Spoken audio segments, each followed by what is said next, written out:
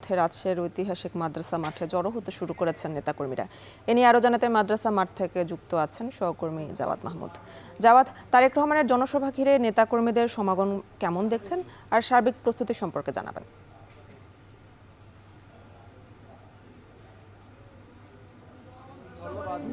আপনি যেটি জানতে চাচ্ছিলেন যে তারেক রহমানের এই ঐতিহাসিক মাদ্রাসা মাঠে রাজশাহীর সমাবেশ সেদিকে সম্ভবত নেতাকর্মীদের উৎসাহ আমরা এখানে আসার পর থেকেই লক্ষ্য করছি। যদিও এই অঞ্চল যদি কৃষিদের প্রভাব রয়েছে, এখন পর্যন্ত উল্লেখযোগ্য সংখ্যক নেতাকর্মীদের আমরা এখানে দেখতে পাইনি, কিন্তু যারা আয়োজক রয়েছেন অর্থাৎ রাজশাহী জেলা এবং মহানগরে যারা বিএনপি নেতাকর্মী রয়েছেন তারা মূলত বলছেন যে তাদের প্রায় 5 লক্ষের অধিক নেতাকর্মী যাতে সমাগম ঘটাতে পারে তাদের সেই একটা প্রচেষ্টা এখানে রয়েছে। এবং আজকে মূলত তারেক রহমান 12:15 অর্থাৎ 12:15 এই রাজশাহী বিমানবন্দরে এসে অবতরণ করার কথা রয়েছে এবং এরপরেই তিনি 1:30টার সময় শাহ মাকদুম রহমতুল্লাহ আলাইহির মাজার জিয়ারত করবেন। এরপরে তিনি এই যে এখানে মাদ্রাসা মাঠ সমাবেশস্থল এখানে তিনি আসবেন। কিন্তু এখানে আমরা যেটি জানতে পেরেছি যে এই রাজশাহী, চাঁপাইনবাবগঞ্জ এবং নাটোরের 13টি সংসদীয় আসনের যে এমপি প্রার্থীরা রয়েছে বিএনপি মনোনীত, তারা এখানে আসবেন, তাদেরকে পরিচয় করিয়ে দেবেন এই 13 জন সংসদ সদস্য প্রার্থী যারা রয়েছেন বিএনপি তাদেরকে। এবং এখানে বিএনপি নেতাকর্মী বলছেন যে যত দীর্ঘদিন অর্থাৎ 2 দশকের বেশি সময় পর 2005 সালে সর্বশেষ তারেক রহমান রাজশাহী এসেছিলেন এবং তিনি চেয়ারম্যান হওয়ার পরে এবং কিন্তু সামনেই নির্বাচনে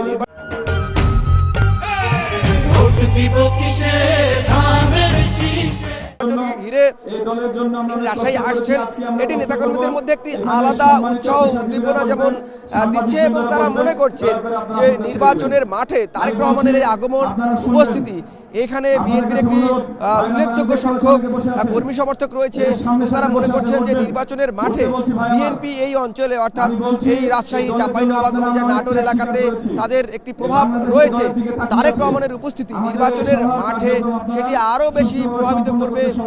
ভোটারদের মধ্যে এক ধরনের যে পজিটিভ চিন্তা ভাবনা অথবা বিএনপির প্রতি তাদের যে ভোট দেওয়ার আকাঙ্ক্ষা সেটি আরো উজ্জীবিত করবে বলে এখানকার নেতাকর্মীরা তারা দাবি করছেন বা এমনটি মনে করছেন। এবং আরেকটি বিষয় এখানে তাদের একটি দাবিও রয়েছে। তারেক রহমান যেহেতু আপনি জানেন যে এই রাজশাহী জেলাটি বা এই অঞ্চলটি কৃষি প্রধান অঞ্চল, এখানে একটি কৃষি বিশ্ববিদ্যালয় নাই। নেতাকর্মীরা বলছিলেন যে তারেক রহমান হয়তো তাদেরকে আজকে এখানে একটি কৃষি বিশ্ববিদ্যালয় করার ঘোষণা দিবেন যদি বিএনপি সরকার গঠন করতে পারে। এবং এখানে জানেন যে বিএনপি যেহেতু খাল খনন কর্মসূচির কথা দীর্ঘদিন ধরে বলে আসছে, এই পদ্মা বিধৌত এই অঞ্চলে যদিও এখানে পদ্মার বাঁধ রয়েছে সেটি নিয়ে এই নগরবাসীর একটি স্বস্তির জায়গাও রয়েছে। এবং আপনি যে এখন যে শুকনো মৌসুমে দেখা যাচ্ছে যে পদ্মার চরে কিন্তু এই পদ্মা নদী সেটি শুকিয়ে যাচ্ছে এবং এখানে যে খালগুলো রয়েছে যেটি বলছিলাম যে কৃষিপ্রধান এলাকা, এখানের এই খাল এবং সেচের যে পানির যে অপর্যাপ্ততা সেটি এখানে প্রকট আকারে দেখা যাচ্ছে এবং বিশেষ করে বরেন্দ্র অঞ্চলে এই প্রকটতা আরো অনেক বেশি। সেই জায়গা থেকে এখানে যে ছোট ছোট খাল খননের ক্ষেত্রে যেহেতু কেন্দ্রীয় পরিকল্পনা রয়েছে সেটি নিয়েও বিশেষ করে রাজশাহীকে গুরুত্ব দেবে। এবং এইখানে রাজশাহীতে বেকারত্বের হারটাও তুলনামূলক বেশি, সেই জায়গা থেকে এখানে শিল্পাঞ্চল প্রতিষ্ঠা করে এই অঞ্চলের বেকার সমস্যার সমাধানেও তারেক রহমান বার্তা দিবে বলে এখানে নেতাকর্মীরা এবং যারা সাধারণ মানুষ তারা প্রত্যাশা করছেন।